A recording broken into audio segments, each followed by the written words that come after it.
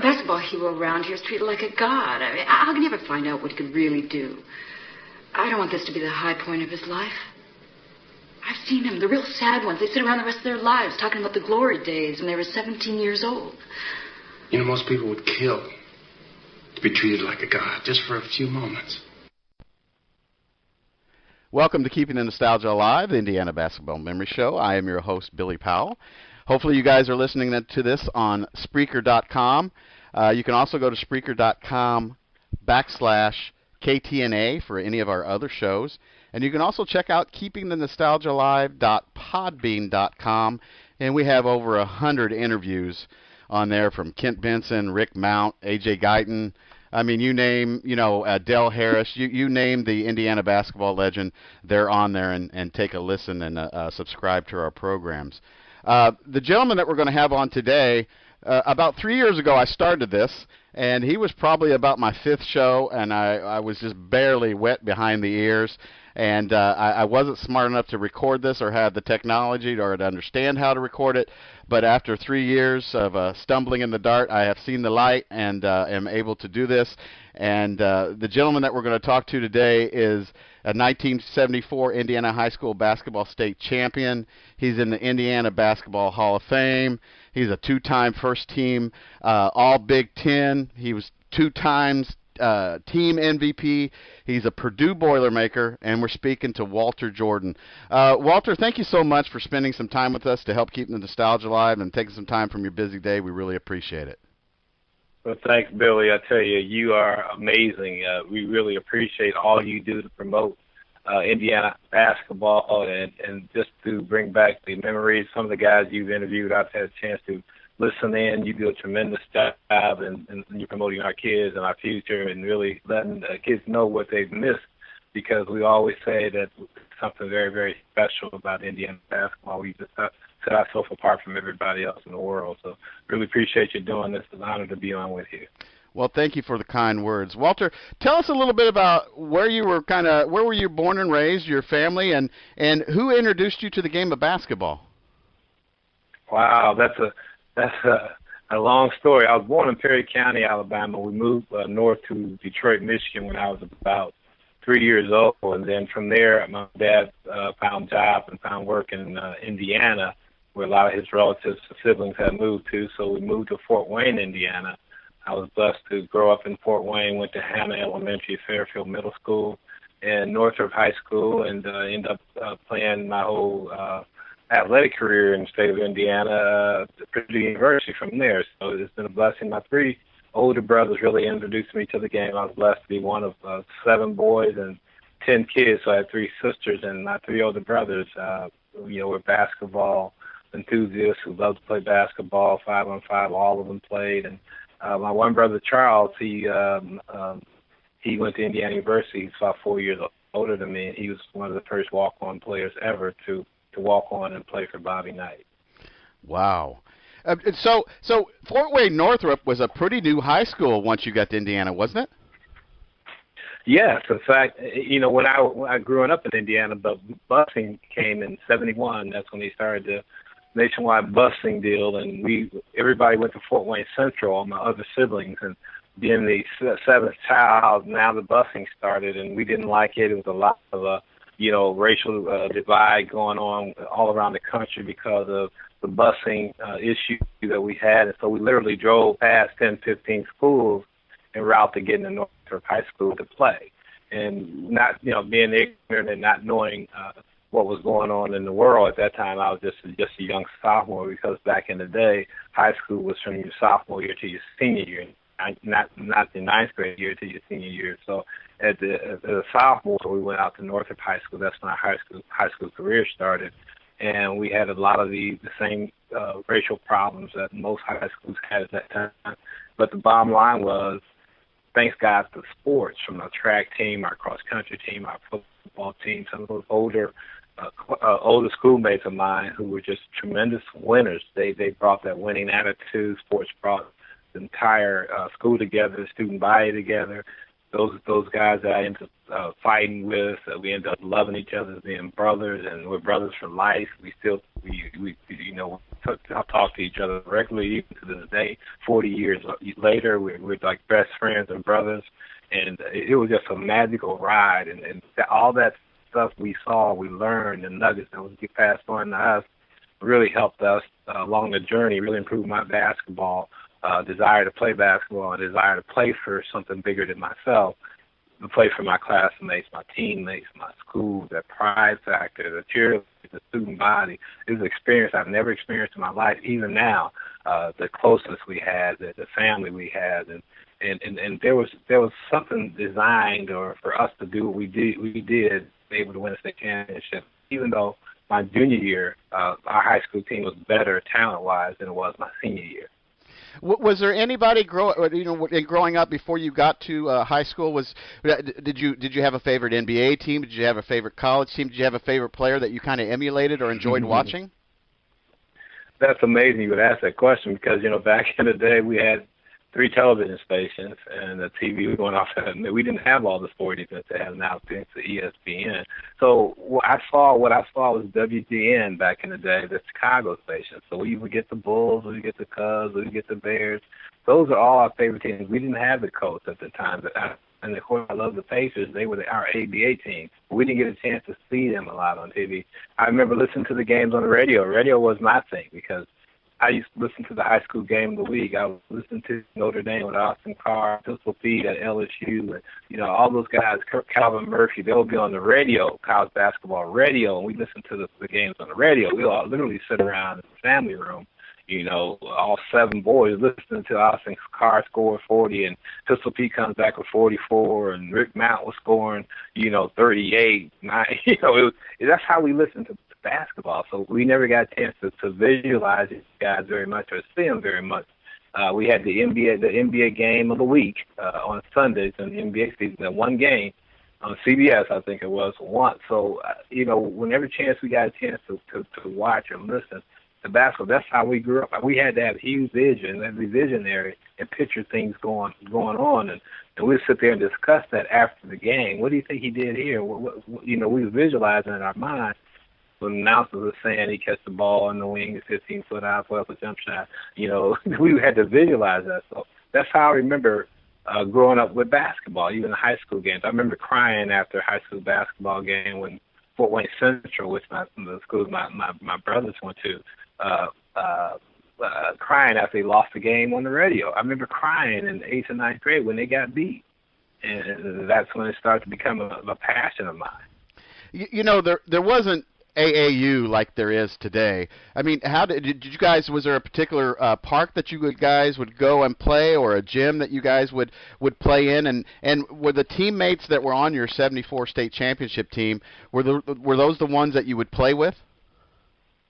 Yeah, that's another great question, Bill. I mean, one of the things that I remember my childhood is the fact we had great coaches. I remember being in Hannah Elementary School and going out for the team in the 5th grade simply because my best friend decided to go out for the team. He wasn't any good. I wasn't any good. We never played basketball, but he decided to go out. So in Indiana at this time, you got to know it's maybe 20 degrees. And so we go out for the basketball team. He gets cut. I get cut in the layup line. That's how bad I was. And we laugh about it today because he's now a pastor of a church here in Atlanta. But we laugh about it today because he's my best childhood friend. Instead of me going home when I got cut, I actually waited out in the cold 5 or 10 minutes until he came out the gym, and he said, "Why? What made you think I was going to get cut?" I said, "You weren't any good either, and I was just as good as you are, so I figured you get the cut too, the next layup." And so we laugh about that to this day. But yeah, that's what happened. I had great, even though I got cut, that coach definitely kept encouraging me and said, "Don't quit. You just got to work. You got to get better. You got to do this. You're going to be pretty tall." Then I went to Fairfield Middle School. I had great coaches, A.C. Eldridge, Jim Grinnell. Those guys, A.C. Eldridge went on to become one of the winningest coaches in Indiana high school basketball. He later came on to Northrop after I left there. Had just amazing teams, won a lot of regionals, #1 ranked teams, one of the Great Marion teams. He did an amazing job. He's one of my mentors. And so I had great coaches. And when I got to Northrop, of course, Bob Billy. But, yeah, we played at every park. I mean, I can't think of a park or a gym or we didn't have gyms back then, so we had to play in a park.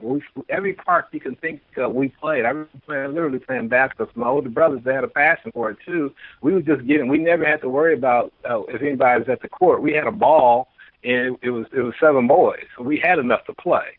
So we could always, we didn't have to worry about anybody at the court.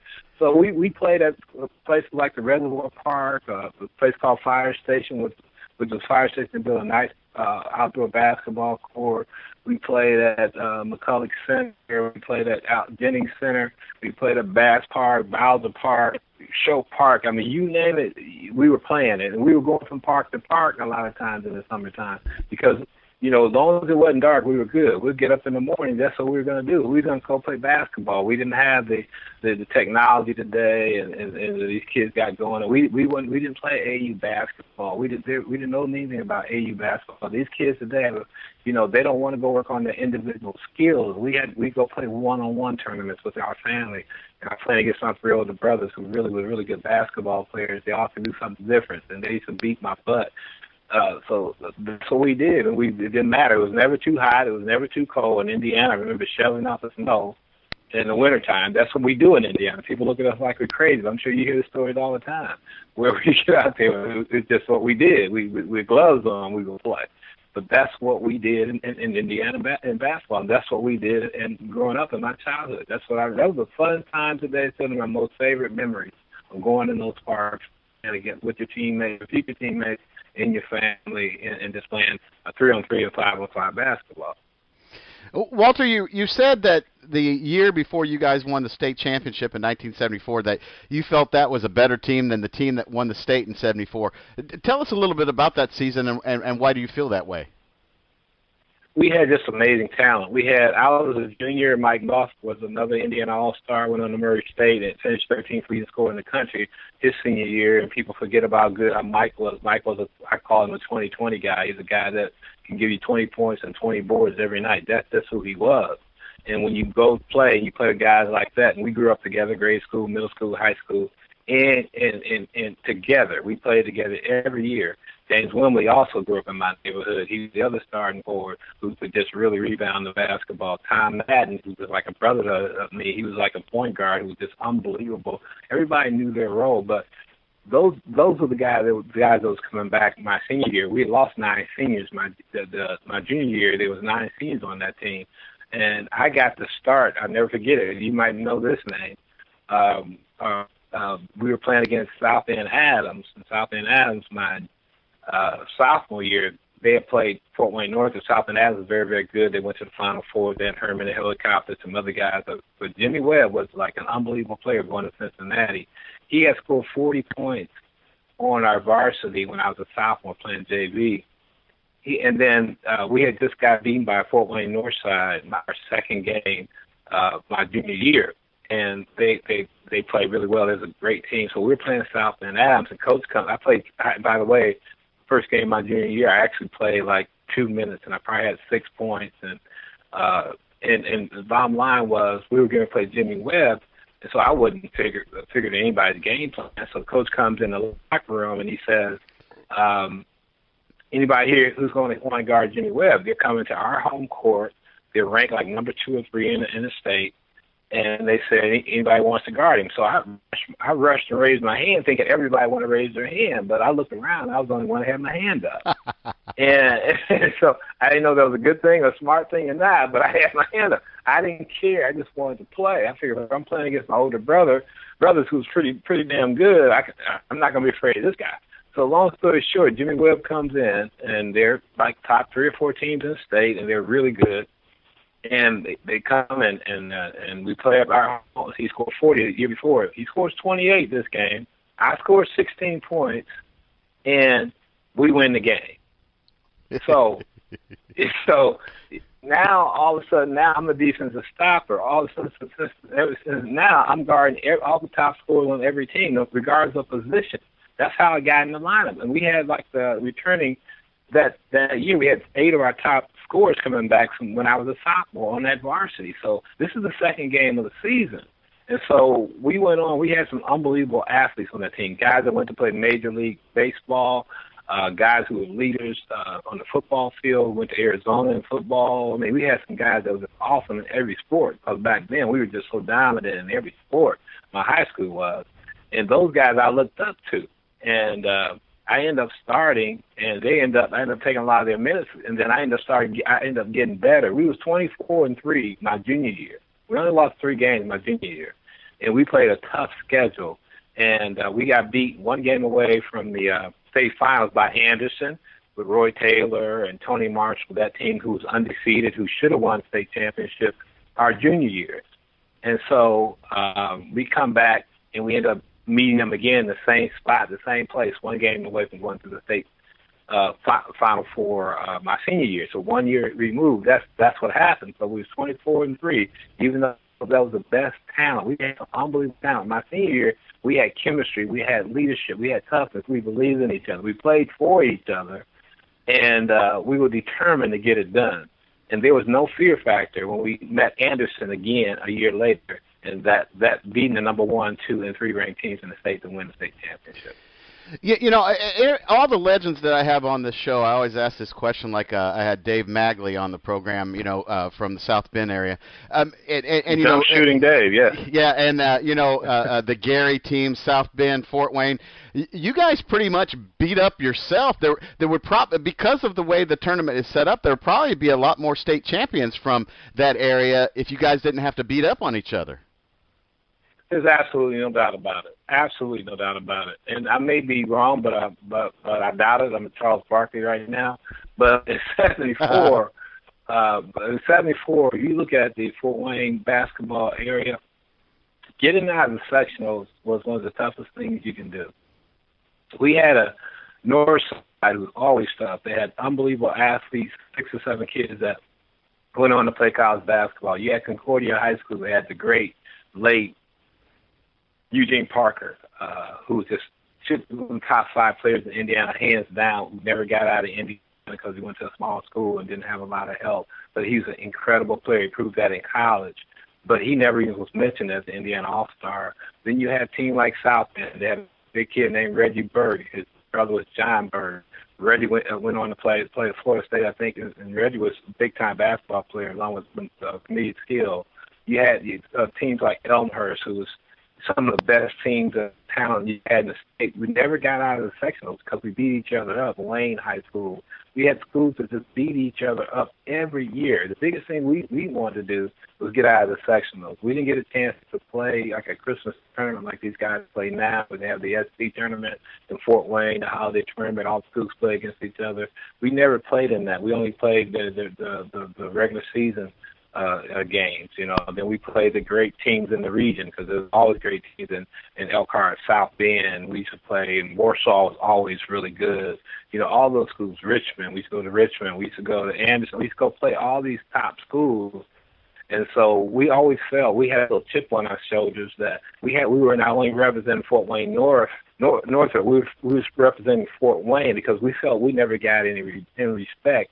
Anything north of Marion never really got the respect or due that it deserved. We just felt that way, not we as the basketball community, and we just really felt that way. So we had a chip on our shoulders, because we knew we had to get out of at least the regional, get to the semi-state to get recognition. I always say, if we had not gotten out of the regionals back to back my junior and senior year, there was a kid by the name of Gary Yoder. You might not even know that name. Gary Yoder went to a small school called Westview. Gary Yoder was unbelievable. He was one of the best players I ever guarded. He's a year ahead of me.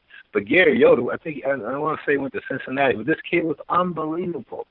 I mean, just a crazy basketball player, but he could never get out of the Fort Wayne region. So I agree with you 110%. So I think about those kids. I remember coming up, watching the Fort Wayne semi-state, just seeing Javon Price's coming in, the day Peppers coming in when I was growing up, just Bobby Wilkerson, seeing these guys, and I said, wow, I want to be like them. I want to get to the semi-state. I want to see what that feels like to get interviewed by Hilliard Gates.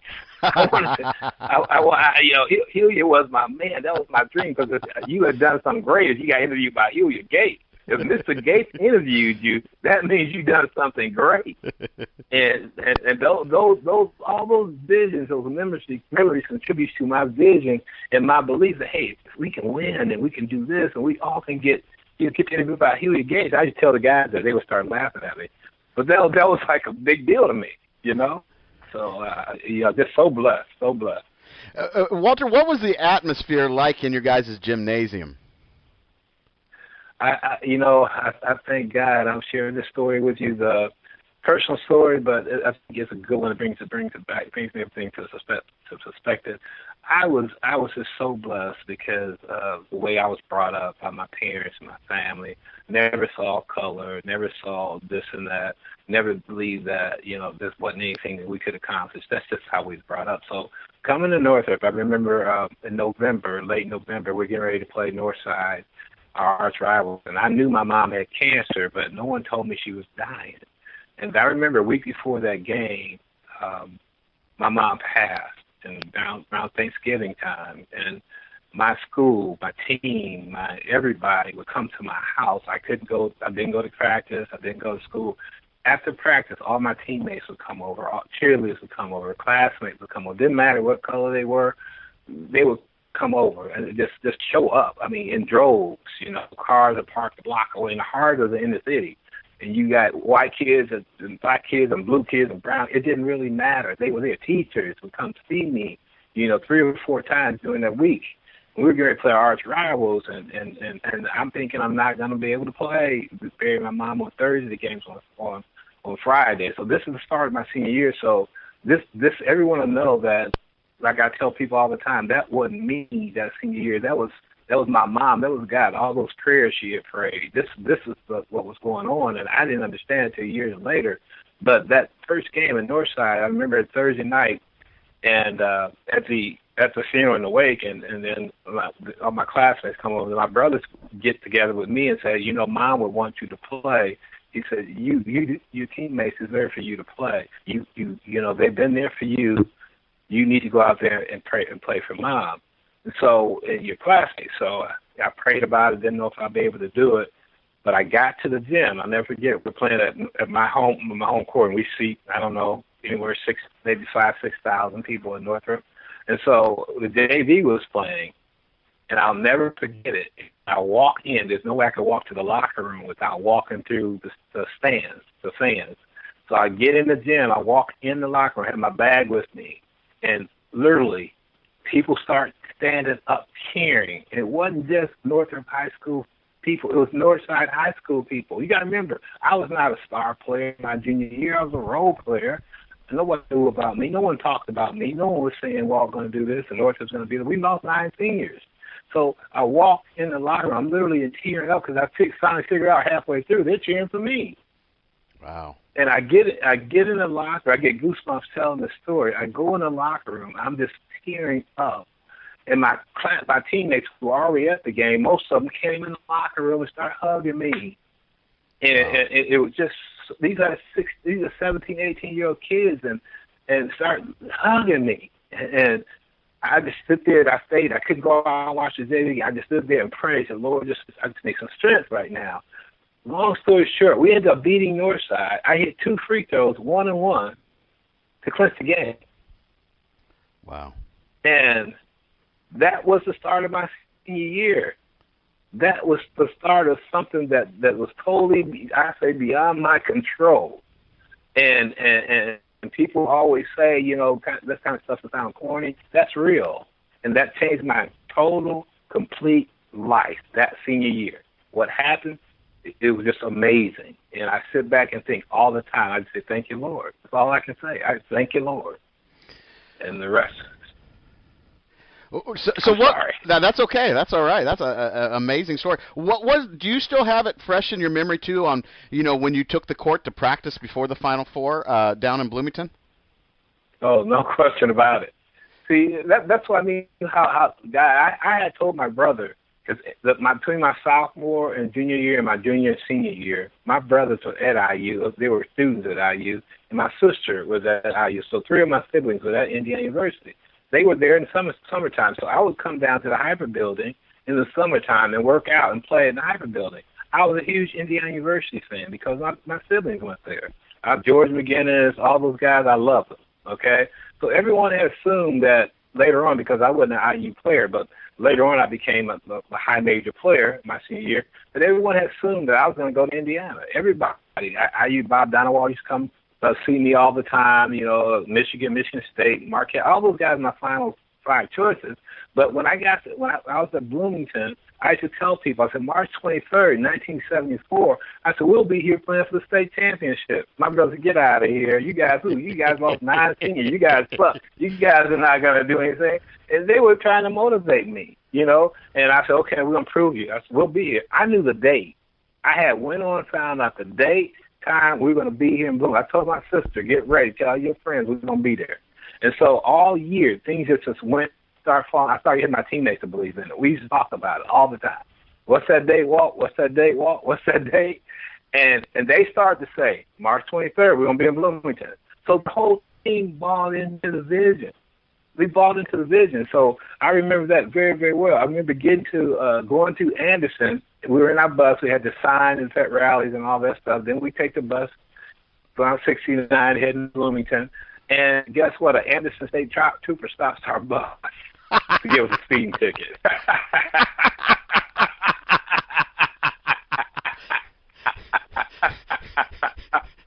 Gives us a speeding ticket.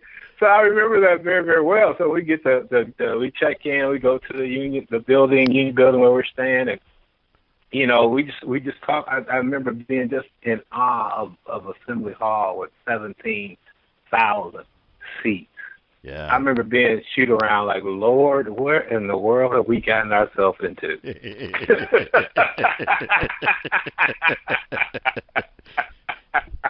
You know, and it was just such, and we had no pressure on us because Lafayette Jeff was very, very good. They were expected to beat us.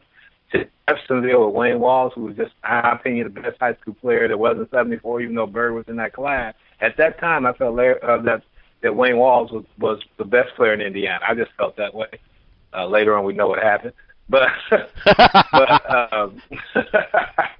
but I just felt strongly that there's no pressure on us because everybody just can't believe we're here. We just beat Anderson, number 1 ranked team, undefeated 2 years in a row, and now they're saying, "Oh, we're done." And we just felt really good. We just felt liked our chances. And so I remember that first day, just being there to walk around and shoot around in Assembly Hall, and just feeling really confident and relaxed, and knowing we're going to have some fun, and they're going to have to beat us because we're not going to beat ourselves. And that was our feeling. Walter, what do you still remember today? What your feelings were, or what you were focused on, or what you were thinking of when that buzzer went off, and you know you had won the title? The first thing I thought about was my mom. The very first thing when that ball was in my hand, and I just thought about my mom. I said, "Thank you, Mom." I said, "Thank you, Mom." I just felt her presence the entire year. Everything I went through, and even today, I still feel her presence so clear. So, you know, all those hours and hours of praying on her knees every night out loud and not getting up to she mentioned all 10 of her kids. And I remember the prayer she prayed, and I would hear and listen to her. And the last words I heard her say in her hospital bed, and I didn't know she was dying. My dad had taken me up after practice, and we stopped by the hospital.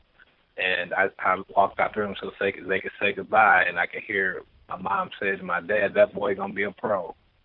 That boy gonna be a pro." Wow. And that's the last words I heard my mom say. So I think about my mom, all of my journeys in basketball especially. And so the first thing I thought about her, I said, "Mom, this is for you. This is for you, Mom." I remember saying that to myself. And then we just celebrated with the guys that I love. Man, I love my teammates. I love, even to this day, we had something so special. We have something so special. It's hard to explain. We cannot see each other, talk to each other. I think that comes with every experience of winning a championship. That's the thing I always tell kids, that winning is a process. Once you got the combination to winning, you know how to win in any aspect of your life if you choose to apply the same principles. And that's what I feel really good because I think all of us are winners, not only on the court but off the court. And you'll find that, I believe, with the great Indiana University basketball teams who won national championships, with all the great Indiana high school teams who blessed to win state championships. I think you'll find a special bond that a lot of people can really understand, or it's hard to explain unless you've been on those teams. Walter, who first recruited you, and why did you choose Purdue? Wow, that's a tough question. Very few people know this answer, but I'm going to give it to you to be transparent. My junior year, I had one offer. That was Edinboro State, and that was because of a guy by the name of J. Webb Horton, who from Fort Wayne. He's an alumni, and he helps out with recruiting there. And he saw something in me early in my junior year. He saw something in me that he said, this kid's going to be special. And I remember him saying that to me, and then he calls school. He drives me down to Edinboro State one weekend. I drove down to Edinboro State with him and visited Edinboro State because I didn't know if I'd get another scholarship offer. And then Gardner Webb came in at the middle of my junior year. And then coming back my senior year, I had a lot of inquiries, a lot of calls, but nothing really concrete. We had 37 points in Marion, a mid-season game. Marion always tough to play at Marion. They broadcast their games, and I go in Marion and we beat them. Mike Muff has 28. I had 37 points. Then the next week, my phone starts blowing up. I just start blowing up. You know, I was a huge Marquette fan at the time. I was a huge Notre Dame fan at the time. I loved Gary Brokaw. I loved Notre Dame. And Indiana, was my siblings went there, and I was a huge Indiana fan. So, long story short, after we started to go in the state run, and the whole entire state run from the sectional to the regional to the semi-state, things were done differently back then. And then the state finals, I just played. I was improving. I was getting better by the week, and my confidence was growing by the week, and I was becoming a different player. I was just really growing into myself. My body was finally, my game was finally catching up with my body, and I started to, I was 6'5" playing guard, and bringing the ball up and doing things that, my body started to develop, and then all of a sudden, I went on that 4-week run where I was just basically unconscious, and the bigger the game, the better it seemed like I played. And I always pride myself in playing best in the big games. I always got up for the big games. Even in college, I always tried to pride myself of showing up for the big game. That was important to me. And so I loved playing in the big games. So that was happening to me as I kept getting better. We played in Assembly Hall, and 17,000 people. I think every college in the country had somebody there to watch Wayne Walls, to watch Glosson Twins or whoever else was playing. They were there. They wanted to watch these guys. And so and we were just blessed. I just played really well that Final Four weekend. And then literally when I got back to school, we didn't have school on Monday because the mayor canceled school. Because for the whole entire city, they canceled school for the entire city because we won state.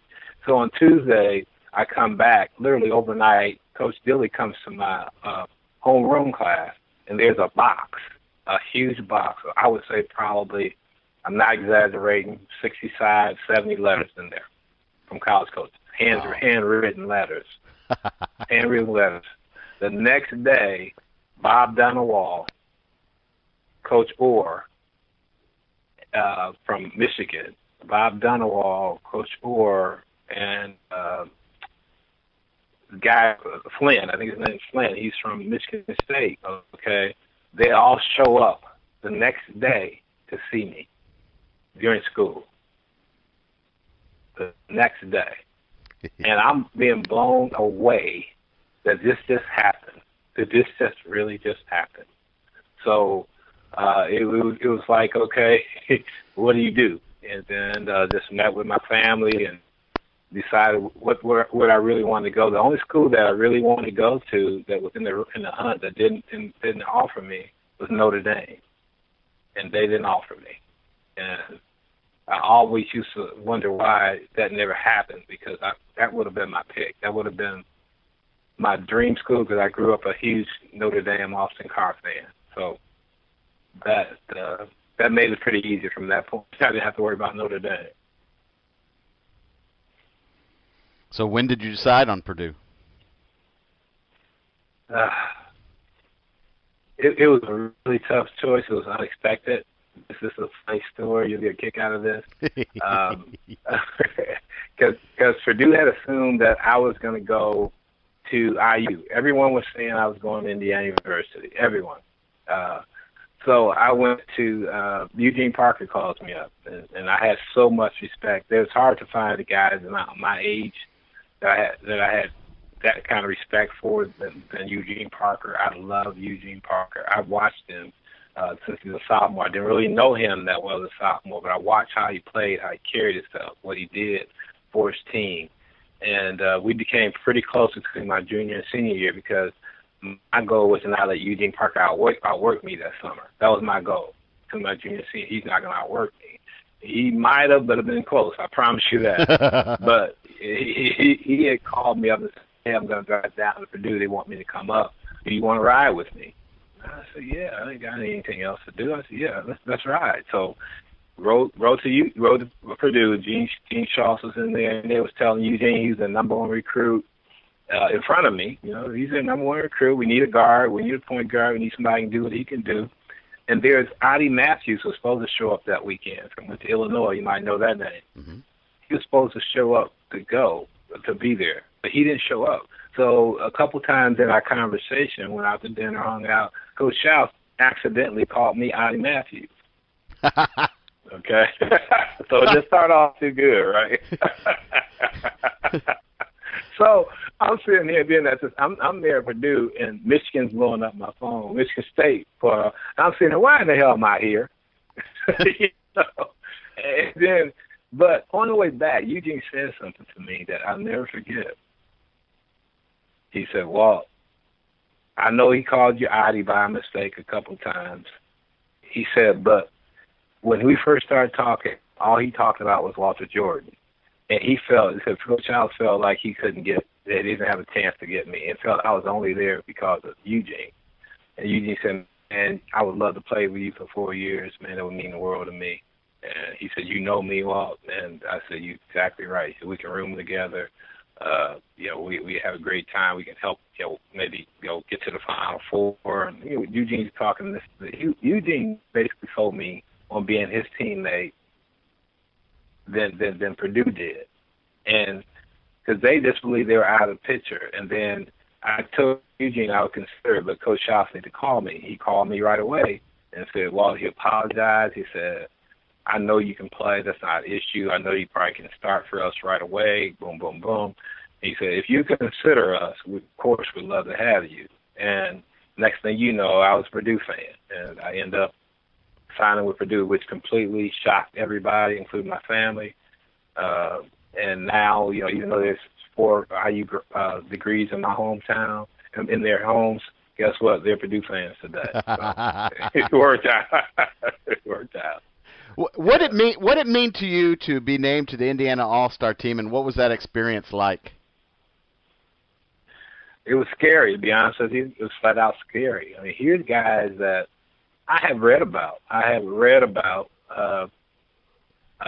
My whole high school career. These guys, they were not late bloomers. They were not guys that, showed up on the radar the last, half a year or last year of their senior year. These are guys like Wayne Walls, Larry Bird, Roy Taylor, Tony Marshall, the shooter from Southport, Jim Crevis, going to Texas. Our all-star team was very, very good. Steve Collier going to Cincinnati. I mean, these are guys that I read about, Mr. Basketball, Coach Mr. Basketball. And I remember having a conversation with my brother and one of my childhood coaches, Tony Hollins, and we were working out. And they got on me and they said, "Don't go down there being intimidated and timid. You can play with anybody in the country right now." He said, 8 or 9 months ago, no. He said, "But today you can." And so I remember going down there thinking about that, and my brother said, "Don't go down there and embarrass us by being scared. You can play." And so I remember the first day going in being really nervous, and I remember after working out with him, we had 2 days, and and I remember staying at the Holiday Inn out south in Indianapolis, and we had tour-a-days at Butler, and I remember after that first workout, I got to thinking, you know what, I can't play with those guys. What I really love about those guys, they gave me respect like I was the man because they had seen me play in the state finals. They had seen us win a state championship. So that came with a certain level of respect from the coaches, the media, your teammates. That came with a great deal of respect because those guys got a chance to really see me play. And so after that first workout, the second workout, I was in the what they call the blue jerseys, which the coach was saying would be the start lineup. If they had to start today, I was in the blue jerseys, and Larry Bird wasn't. so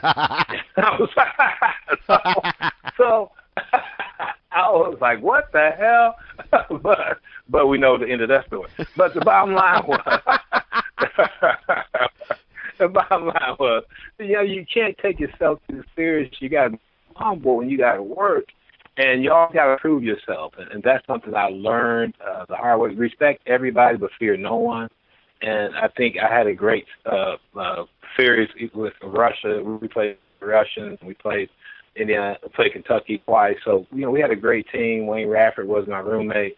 And I remember that experience like yesterday. And Wayne and I are very close to this day. And even though he was going to Indiana, he was disappointed that I couldn't go on with Indiana. But, we just got a special bond and respect for each other. All those guys in '74. I'm so thankful that I was able to reconnect with Roy and Tony.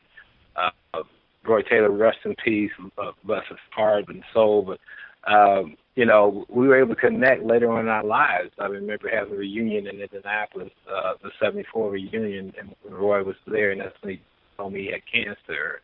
And then Tony has shared with me his life stories, the challenges and stuff he'd been through. The respect that we had there, Wayne Walls and stuff that we respect. We told those stories and those lies as people do, as kids do. And it was just so good. I thank God that in Roy's later stages in life that we became very, very close. And I was able to share with him and hopefully grow with him and be there for him as well as Tony. So those are memories, man, that you are priceless. You can't put a price tag on them, and I'm so thankful for that little orange round thing that we all been blessed to share in and grow in. So once you get to Purdue, was that the first year that freshmen were eligible to play? That when you got there? Yes, I think I'm pretty sure it was. Thinking about my freshman year, and I remember. Thinking, hey, a few months ago I was playing in Assembly Hall, win a state championship. A few months later, we're playing in Assembly Hall again, our first Big Ten game in January against the number one ranked team in the state the nation who were going to be undefeated. We're playing against them with Scott May and Buckner and Wilkerson and Benson and Green and Laskowski and, everybody. We're playing against them, and we got snot-nosed freshmen, Eugene Parker, Wayne Walls, and myself, out there trying to compete. I'm starting that game as a freshman at Assembly Hall, and they beat us by 40. Okay, and it was like a different world. I said, God, who would have dreamt that? 6 months later, I'm in Assembly Hall playing against the best team in college basketball after winning Indiana High School State. I'm on national TV playing against these guys. So it's just amazing, the things you learn, the life lessons you learn, and how life is. And I think about those lessons a lot, And then here's the thing that gets me: we end up playing them again. Of course, the second time, we're still young, and we shoot 60% from the field at Mackey. We probably had 3 or 4 turnovers, and we played probably the best game we played all year, and we still lose by a point. Okay. That's how good that team was, because we couldn't play any better and still lose by a point. But the lessons learned in those few months period of time was huge, and we end up. Scott May used to say, and Quinn used to say, that we hate playing you guys because we knew it was going to be a war after that. Because even the next year when they came back, they were undefeated. They beat us twice again, but by a score of 4 points, a total of 4 points. So. That's what we can do, They say there's, if you, the perception is that Purdue and Indiana don't get along, but it looks like there was a lot of respect between the players from Purdue and Indiana during this time period. Well, that's always been the case. We're just too close. We fouled each other. We played against each other, played with each other in a lot of cases in all-star games. Derby Dan, all of the Dapper Dan, all these other all-star games. You play against these guys, you know them, and yeah, you have respect for them. How can I not like Wayne Radford, or Ray Tolbert, or Landon Turner, who are like my brothers? How could I not love those guys? So yeah, we Kent Benson. But here's the deal: we love each other, we respect each other. That's what makes the rivalry so special. When we step on the floor, we want to kick each other's butt more than anything in the world. Let's not get that twisted. That's never gonna change. It don't really matter. It's like, okay, let's go. It's war, and we'll. But at the end of the day, the respect factor is there, and that's what makes it fun. I love Coach Knight, but I wanted to kick his butt every time I saw him, because I know he was talking about me wanting to kick my butt. Walter, where was your favorite place to play in the Big Ten besides Mackey? Indiana University, hands down. I love Assembly Hall. I love playing in Assembly Hall. I got up for IU games. Just a different feeling, and I think I would play them anywhere because I just love playing against Indiana. It's just a different feel, and I think they would say the same thing. Mackey's a great place to play. I love it. I love going into the enemy territory, but I love Mackey too. But I love it. I like playing at Michigan. I like playing at Louisville. Louisville had great teams back in the day. I love playing at Freedom Hall. Madison Square Garden was a treat to me. That I've always dreamed of playing in Madison Square Garden. My first chance got to play there. My junior year, there was a Christmas tournament. I forget they call it EAC something. They still got it. I think every Christmas they invite 4 teams to go play. Maybe more teams this time, but I used to go. I played when I got a chance to play in Madison Square Garden. I love Madison Square Garden. I mean, I had a ball. One of my best 2-day tournaments I ever played in was at Madison Square Garden. So I mean, I like the historical facilities. I like, of course, Minnesota. I love Minnesota. They had the great teams with Kevin McHale and Michael Thompson. See, people don't realize when I played in the Big Ten, it was clearly the best team in the best conference in the land, bar none. We had the best players, Kevin McHale, Michael Thompson, to Ray Williams, to Flip Sanders.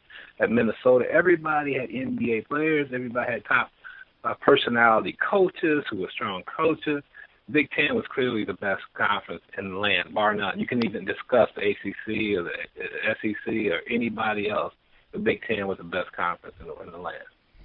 Do you think you guys would have made deep tournament runs if the field would have been expanded to 48 while you were there?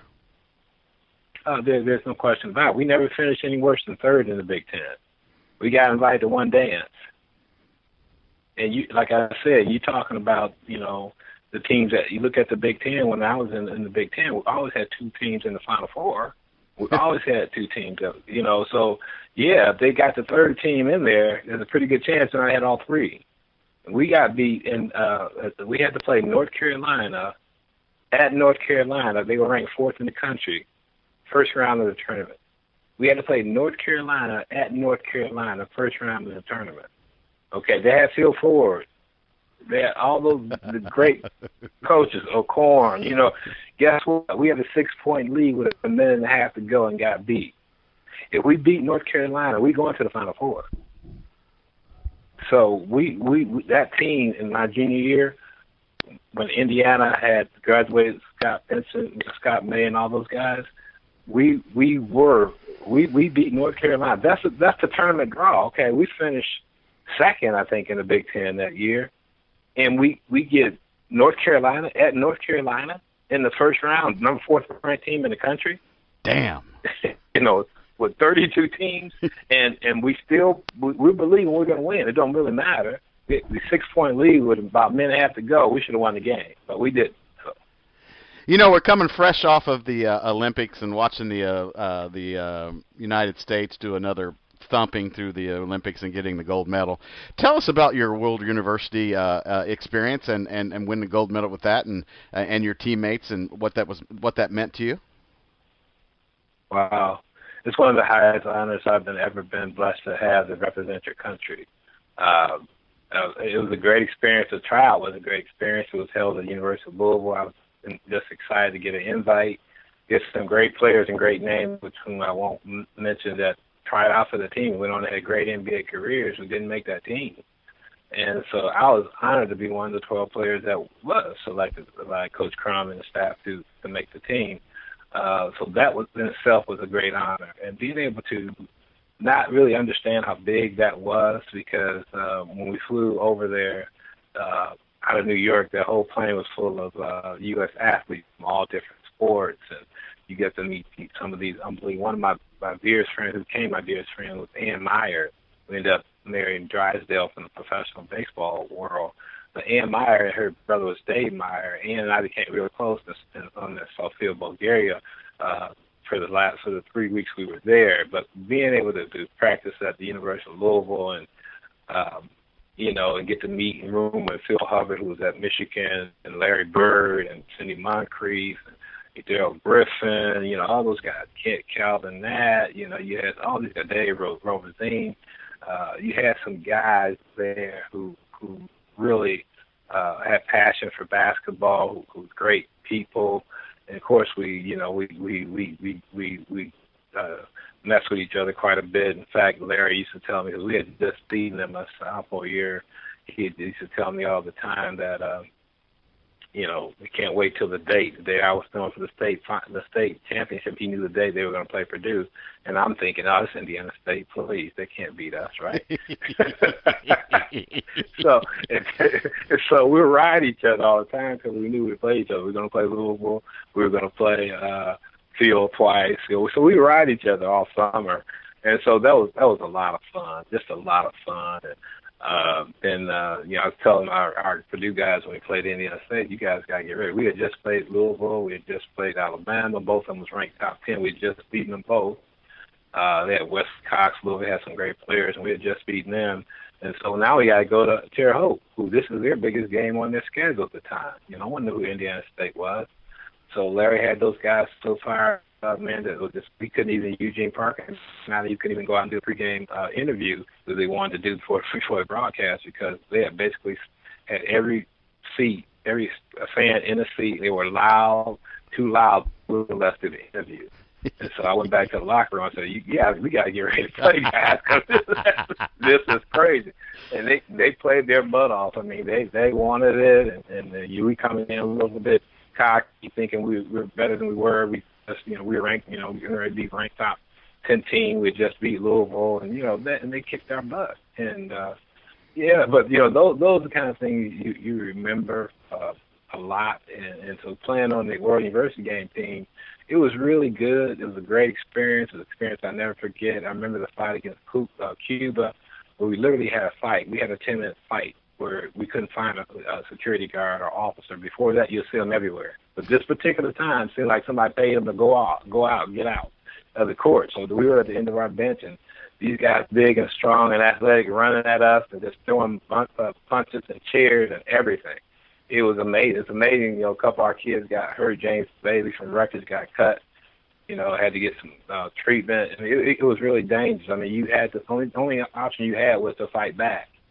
And luckily, it didn't end up worse than that. And we went on to use it as a motivational tool, because Russia was really good at the time, and beating Russia was a big deal. Remember, Russia used to come over and beat some of the U.S. college teams strong in preseason games. They were really good. So it was a great experience, and I wouldn't change it for the world. And the tears that you saw and the emotions that was filled when they sung the national anthem was something I always remember. And every time I hear the national anthem on the Olympics, it brings back that memory. And wow, how amazing is that? So, good stuff. So Walter, you're toward the end of your career at being a Boilermaker. Did you? I mean, what were your thoughts on the draft? What did you? You know, what were you thinking your path was going to be after playing at Purdue? And how? And give us a run through on how that path worked out. It's amazing. It's truly amazing. I never wanted to play basketball for money because they wasn't making any money. It was just the love of the game. It was for the love of the game. It's like I wanted to play against the best. I wanted to be in the NBA. Remember, I kept hearing that voice in the back of my head, that boy's going to be a pro. That boy's going to be a pro. I had some unfinished business. And so when I came through my junior year, in all honesty, it was my best year at college. That was my best year. That was when I was at my all-time best. I probably should have went hardship that senior year because I had the opportunity. I was ranked top 6 small forwards in the country. But I wanted to win. Like I said, it wasn't about the money. I wanted to win. My brothers kept saying, well, stay around, get your degree, stay your 4 years. It wasn't a big deal to me. It really wasn't. But I wanted to come back and play with my teammate, have the second year playing with Joe Barry Carroll and that crew. And we had a good nucleus coming back, and I felt really strong that we can do really well. Had some solid freshmen coming in to help our depth. And so I just felt really good coming back my senior year. And after the World University Games that summer, I was a little wore out. As soon as I got back, I had to go to class. I had to get back and go to class the very next week, and I was wore out, really, seriously. So we had to start preseason conditioning, and I needed a break. Coach gave me a break. A couple of weeks I took a break off, and my body just needed it. My mind needed it. And then so the season started really quick for me mentally, and I thought every game my goal was to give it 110% no matter what. And I think I played hard every game. I can never say I took a game off. I really feel good about that. I tell kids don't have any regrets. Go hard, play as hard as you possibly can. Play for your team, play for your family, play for everybody, your school. And so that's what I tried to do my senior year. I really tried to focus on that. Things didn't work out the way we wanted to work out as far as advancing and finishing strong. At one point my senior year, I was leading the Big Ten at scoring. At one point, we were top 1 or 2 in the conference, and we lost some games we should not have lost. And that really took the wind out of our sails. We didn't know that Coach House was thinking about retiring, and so that has been going on all year, which we didn't know. And so if we known that, it might have been a motivational factor, but we didn't know. And so we got beat our last game at Illinois. That took the steam out of everything. And so I really feel bad about the way that last couple of weeks went. But I felt like I had a pretty decent senior year. I felt like I had high goals that I really didn't reach for whatever reason, and they're mostly team goals. I was all Big Ten, first team, this and that, but MVP, captain, all that. But I didn't feel like that was the senior year that I needed to have. So I took a lot of that on myself, on my own shoulders. And then for whatever reason, there was a word out that said I had tendonitis, I had bad knees.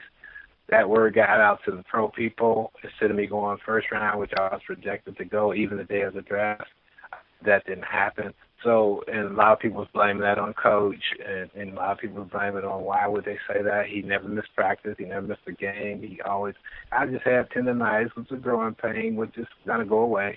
But that's the kind of stuff that happened, and so I was never bitter about that. I was more disappointed myself. So I know then, and what people don't know, after I left Purdue, I went out and played in something. I got drafted by the Nets, and I was the last player cut by the Nets. I didn't have a guaranteed contract, but I had a great preseason. I shot 60% from the field. I played behind the great Bernard King. I had my first check. They gave me my deposit to get my apartment before we left to go play Detroit, our first NBA game. And what happened was my family's all driving up. Then the day before, there was a nice little article in the New York Times saying that Kevin Lockheed was the coach, that I reminded him of Bobby Dandridge, who's a pretty good player, that I was going to have a great career, and I was going to have a great role on this team. So The day later, I get called to the office. We're getting ready to go to Detroit, and said they had to let me go because of the financial situation. They couldn't afford to keep me and another guy at the time because they had just, got sued for the Knicks for the invasion of territory. Something happened, and they couldn't afford to pay Phil Jackson, who they had to take, who had a guaranteed contract, and pay him and pay me at the same time. So I had to go because Phil Jackson was coming in. Not because I couldn't play, not because I didn't supposed to be on the team. So that took a lot away, and I disappeared for 4 days. I had to let my family know I was okay just to get my head together. Then that took a lot out of me. Then I went to play in a league called the Western Basketball Association, which was a tremendous league. It was a higher class than even the D League. It was a one-year deal. A lot of great players played in that league, and great coaches, Bill Musselman being one of them. And Bill was at Minnesota, and Bill got the job out there. He left Minnesota to coach out there. So I played in that league for a year. At the end of that year, my rookie year, I made all-rookie team. I was first team, and not all rookie, but all league. And long story short, I had a great first year. At the end of that last game, we played in the playoffs, and we got beat. And I forget who beat us, but we got beat. And packing to come back, drive back from Washington, state of Washington, and Tri-Cities, where we played at Pasco, the Kennewick area. So we drove back from Washington, my wife at the time, and we drove back from Washington. We scheduled to drive from Washington. Went out with the team, got up in the middle of the night and collapsed. And I'm laughing, and he said, I don't drink one beer. I'm not drunk. I don't drink, but I drank one beer. So, but turned the lights on. My knees had swollen twice the size. My ankle had swollen 3 times the size, both of them. And didn't know what the hell was going on. So, long story short, 5 specialists later, they found I had something called rhinitis for 3 or 4 months. And after that, I had to literally crawl to the bathroom. I couldn't walk at all, and didn't know what was going on. I used to pray about it. The specialist finally found out what that was about. And then at that time, I just wanted to walk. And so, but I kept hearing my mom's voice saying, that boy's going to be a pro. That boy's going to be a pro. And Lord grant me ability to heal and to come back stronger and better than ever. And here's a neat story. Bill Musselman calls me, and he says to me, he said, Walt, I'm going to sign with the Cleveland Cavaliers tomorrow. I'm going to be the new head coach. He says, I recruited you at Minnesota. He said, I played against you for 4 years. I played against you in the WBA. He said, you are an NBA basketball player, and I'm going to sign you to a guaranteed contract. Wow. And I said, what? He said, but here's what I need you to do. I need you to come prove it for everybody. So the manager, everybody see you can play. So he, myself, and Bill Lambier.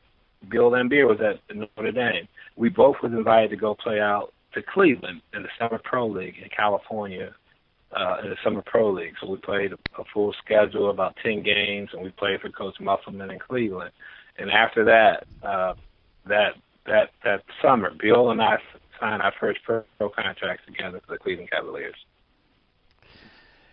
Growing up, the ugliest uniforms were the Tampa Bay Buccaneers and the Cleveland Cavaliers, and I was a fan of the Buccaneers, and then they changed their logo and everything like that. And the Cavaliers, there was just something about them. I don't know why I was drawn to it, but do you still have one of those unis hanging up anywhere in your office or house? I knew you were going to say that, Bill. You're not right, man. You're not right. You know you're not right. You're wrong for that. No, you know I'm right. So wrong. You know I'm right. You're 110% right. I'm not claiming that I have it, though, Bill. I'm not claiming that I have it. I'm not going to claim it. So what was too funny. What was the NBA experience like now that you look back on it? It was amazing. I mean, I'm a fan of old school basketball. I mean, I like the talent of some of the kids today. But one of the things I always say is that even if you watch the European kids play and then coaching AAU, run that huge AAU organizations that I do now, and getting kids late and growing up in Indiana, the kids don't know how to play. They do all the drills. They can jump out the gym. You put them on to do the 18 dribble, step back drill between your legs, behind your back, and all that. They can do all that. But when they get in the game, they do not know how to play without the ball in their hands. They do not know how to read defenses. They do not know how to play team defense. That's why Europeans are able to compete with us on an international level. It's just their basketball IQs are so high. Not that they're the NBA wins on talent, because as you know, they should have got beaten twice this year. Yep. And playing in Spain and playing in Italy like I've been blessed to do, I knew that early on. I used to come back and tell guys that these kids can play. Don't think because I'm over here these kids can't play. They can play. They know how to play. But growing up in Indiana and having the great coaches that we've had and how we grew up in Indiana is different from growing up in the South. They don't have a lot of teachers, people teaching basketball, teaching them how to play. That's what I love about Indiana. Love about Indiana high school basketball is the small schools can beat the bigger schools. The sectional upsets that these have, they still talk about when there's only one state championship. I miss that. The fact that you can have those major upsets that makes the whole town forever. And I remember going to some of those towns, seeing how they closed down on Friday, Saturday nights to go support the kids and how the kids played and, how the kids play. And that's why we don't see that now. It's about, okay, we'll go get the 5 or 10 best players and we'll beat you. So it's a little different attitude. So the NBA at that time, I felt that they had a lot of that. They had guys that knew how to play, had guys that knew how to play, and they had depth. They had guys on the bench that knew how to play. That's what made some of those guys such great basketball players. They knew how to play. It wasn't that they were most athletic or jumped the highest or any of that stuff or look good in warm-ups. Those guys knew how to play. It makes all the difference in the world. Walter, what's the mindset when, you've had so much success in the game of basketball and it's time to hang up your sneakers? How hard is that or was that? That's another great question. I always said that when I got to be 30 years old, I was done playing basketball. Mainly because when I would come home to work out and just to go at the parks to play or go to the Y to play, you had guys there that you've grown up with, who, especially in my hometown, and I'm not being negative, but it's the truth. And anybody who grew up in my hometown will tell you that you got guys there who's never really great when it needs to be great, or worked out when it needs to be great, or focused when they need to be focused. But all of a sudden, when they got to be 30 years old, they wanted to get focused. They wanted to get stronger. They wanted to, prove themselves or their manhood by playing basketball or taking it seriously when your focus needed to be somewhere else at the time. So they would take the fun out of you going to have just a normal workout and just compete. They would take the fun out of the game. And and the focus needs to be on something else. I knew that there was other things that God had planned for me to do, and I knew that I could do other things. There was never a time in my life where I just felt like I needed basketball. I did it for the fun, the enjoyment, the love, the relationships that I had for people, and not even for name recognition. I did it because I just simply love the game. I love the game. I respect the game. So when I got to be 30 years old, I was never going to play again. I had opportunities to go play every year. I even got invited to NBA camps when I was 30 years old, but I never had the desire to go and put my body through that again. Pain, the tears, the heartache, the disappointments that people don't see. People see, the successes. They don't see the pain that people have to go through, and the life lessons it's going to teach you, and the business side of it. There's a business side of it at every level, especially when you get out of high school. There's a business side of basketball that's not good all the time. So I didn't want to do that at 30 years. I wanted to try to find other things I could do, but still be around kids and be around the game because I respect the game. And hopefully share some nuggets with some of these parents and some of these kids and maybe keep them going through some of the things I went through or other people go through, but at the same time embrace the journey and the beautiful things that little orange thing can give you and use basketball, and as they say, and don't let it use you. And that's the lesson, because So many kids, I was just reading an article yesterday, so many parents today at an alarming rate than ever before think their kid's going to go play professional sports, whether it's basketball or baseball or football. It's amazing how minute that possibility is. And so we have a responsibility for those who know that to pass that on without squashing their opportunities. The deal is to be blessed enough and good enough to go get a free education somewhere, whether it's NAIA, Division 1, Division 2, wherever. Go get a free education by doing something that you've been gifted to do. Play basketball, have some fun doing it.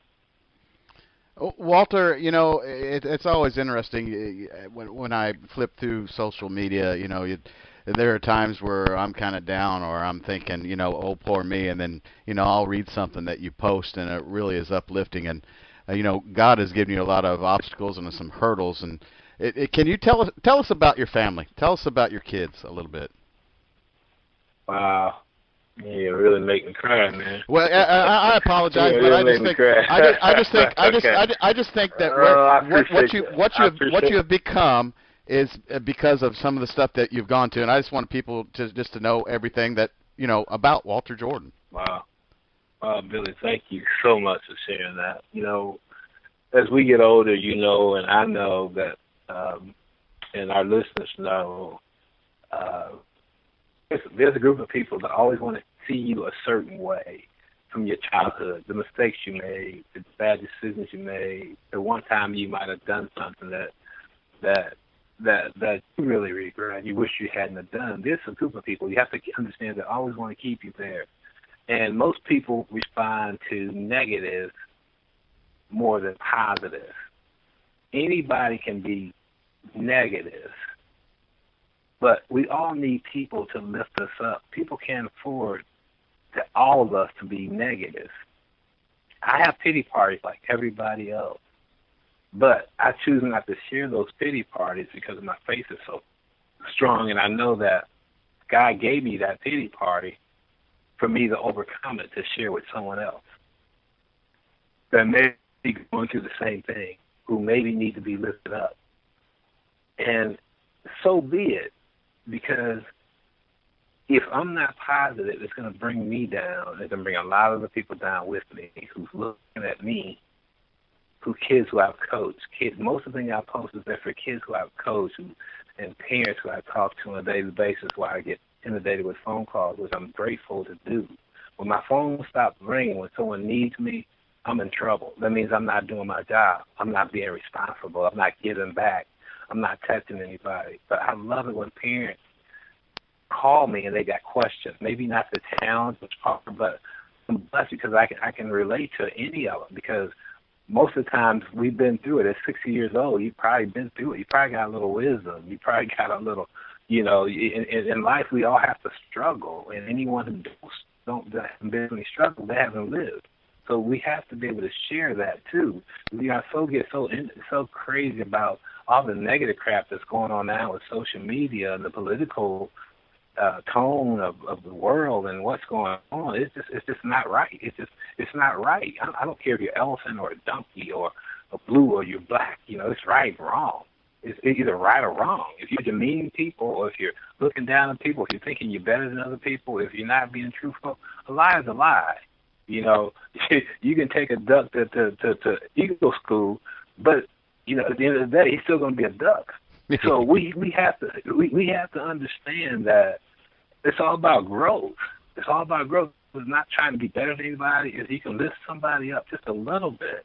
And my goal is to get better, just a little bit better every day in every aspect of my life. I want to be a better wife, a better husband to my wife. I want to be a better father. I want to be a better brother. I want to be a better friend. I want to be a better coach. I want to be a better person because I still got work to do. God ain't finished with me yet. So I just think it's important that if you don't sit here and demean anyone. I'm not going to demean anyone. If anyone calls me and says anything negative about someone else, I'm going to tell them. I'll make sure that Charles knows that you have a problem with him so you guys can talk. And I guarantee you that person who's bringing you that garbage is going to back up and say, no, man, that's not what I need. I didn't mean to say that. Because they're cowards. And if I have a problem with anybody, any adult that I respect, I'm going to pick up the phone and try to fix it. I'm not going to get into that. And I just think we all need to do better, including me. And the message has to change. I have to change my message because when people talk about I hate LeBron, I hate Steph, I hate, why? Do you know him? You know, he sucks. He sucks because of basketball. What? You know, I mean, really? Seriously? And we as adults, that's the kind of messages we're sending our kids. And then we wonder why they have disputes and challenges, and they feel free to say and be negative to their classmates and their teammates and judge other people. That's not our job. Why are we doing that crap? And so when I see that kind of stuff, it bothers me, and I have to say what comes across my heart. If it comes across my heart, I'm gonna say it, and I don't care about, you know, what someone thinks, because that really matters at the end of the day anyway. What someone thinks about you, you just have to be honest with yourself. So that's my philosophy, and I'm glad you got something out of it, and I hope, you know, a few people do, because I read positive posts all the time who uplift me, and that's one thing I love about social media too. So I appreciate you sharing that with me, Billy. It means a lot to me. Thanks. No problem. What does Walter Jordan still watch basketball? Does he still enjoy the game? Is Walter Jordan retired? What does Walter Jordan do in his free time? I'm probably busier today than I've ever been in my life. You know, it's just been a blessing to be this busy. I do a few things. I run youth leadership conferences. I'm looking at 3 different cities now who's asked me to come in and do a youth leadership conference for them. I've been doing that for a few years, and we do with young men. We deal with young men, and we get them for 2 days, and we talk about life issues. We have panel discussions. We break down about their mindset, their attitudes, how they dress, how they talk, how they treat women, their language, everything. And a lot of times leadership, of course. And then, you know, I'm also involved in working out a lot of kids. I run a youth program called Team Impact. We have 160 kids last summer. It's an AAU program, if you will. We've been blessed to help over 90 young men find their college homes. Some of my kids are doing some amazing things. One of my kids just graduated from ski as an aerospace engineer. He had a choice to go to NASA or Boeing. He chose to move out to Seattle, Washington, and be one of the top executives there. He actually is going to be in charge of building airplanes. Wow. Okay. And then another one of my kids just graduated last year from Arkansas. He was a John Mackey Award winner, the best tight end in the country. First-round draft pick of San Diego Chargers, who will be starting at tight end this year. So we've got some kids doing some amazing things. I had lunch with one of my kids today, just graduated high school, is leaving for college tomorrow. Another one of my kids, Anthony Jennings, he was a starting quarterback for LSU, who graduated from LSU, lost his starting position last year, but he's transferring to another D1 school, and I forget the name school in Louisiana, but he will be starting the Ragins, whoever they are. He's talking about a pretty good football program. He's a starting quarterback there. He's a graduate student now, and just got a text from him probably 5 minutes before you called. Well, he just got named the starting quarterback. He's a great kid. He's got a chance to play in the league, but he's going to get his master's degree this year. Wow. And so, I mean, those are the things I love. Those are my trophies, as I call them. And it just makes you feel good to see God using me to hopefully get it. A lot of these kids don't even have, dads in their life or male role models in their lives. So those are the kind of things that I do. And I'm in business, health and wellness business with my wife. She's a graduate of Marquette, and she's been my rock and my best friend, and just honored and blessed to have her in my life. So I'm a proud granddad. Just had my great first grandchild probably about a month ago. Awesome. His name is Jordan. Yeah, his name is Jordan. My daughter's a college basketball coach, and she's in Portland, Oregon for now, and so she's doing extremely well. Just so blessed, and just trying to grow, man, and help a few people along the way. You know, Walter, just to make it fair, the San Diego Chargers uniforms are pretty ugly, too. I still like the Chargers uniform. Man, it's just a lightning bolt. Walter, is there any place? That can people help you do what you do? Is there some place where they can go and read what you do, or is there any way that anybody can donate? Is there a place that they can go to? I just really appreciate you asking some right on questions today. We started our first Ask a Friend GoFundMe campaign. One of my assistants thought about this.